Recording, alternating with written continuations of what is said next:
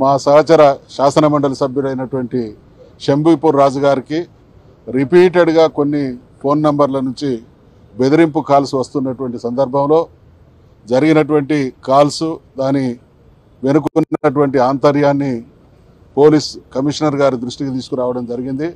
దీన్ని తీవ్రంగా ఖండిస్తూ ఉన్నాం. పోలీస్ డిపార్ట్మెంట్ సీరియస్గా స్పందించి వాళ్ళ మీద యాక్షన్ తీసుకోవాల్సిందిగా కూడా డిమాండ్ చేస్తూ ఉన్నాం. ఇదే సందర్భంగా శంభీపూర్ రాజు వ్యక్తి కాదు, ఆయన బీఆర్ఎస్ పార్టీ ఫౌండర్ సభ్యులలో ఒకడు. గతంలో అనేక సందర్భాల్లో కేసీఆర్ గారు చెప్పినటువంటి మాట ఇక్కడ ఉటంకిస్తూ ఉన్నాం.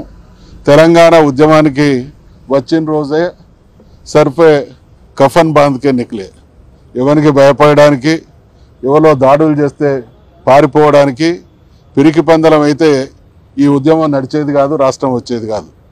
రాజశేఖర్ రెడ్డి, చంద్రబాబు లాంటి నియంతలు లాంటి వాళ్ళని ఎదిరించి తెలంగాణ కోసం ప్రాణ త్యాగాలకు సిద్ధమై పోరాడినటువంటి చరిత్ర బీఆర్ఎస్ పార్టీది, నాయకులది, దాంట్లో పనిచేస్తున్నటువంటి ప్రతి కార్యకర్తది. కాబట్టి శంభీపూర్ రాజు వెంట 60 లక్షల సైన్యం ఉన్నదనేటువంటి విషయాన్ని గుర్తు చేస్తూ ఉన్నాం.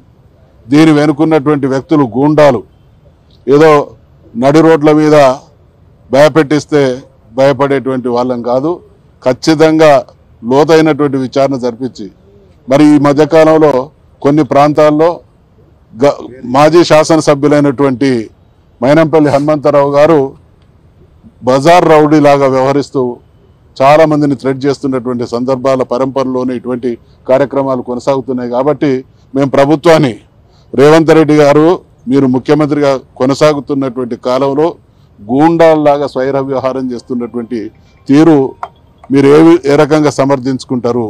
ఇటువంటి అరాచక శక్తుల్ని అరికట్టాల్సినటువంటి పోలీసు వ్యవస్థ, ప్రభుత్వం నిమ్మకు నీరెత్తినట్టు వ్యవహరిస్తున్నది. కాబట్టి వాళ్ళ ఆగడాలు పెరిగిపోతా ఉన్నాయి.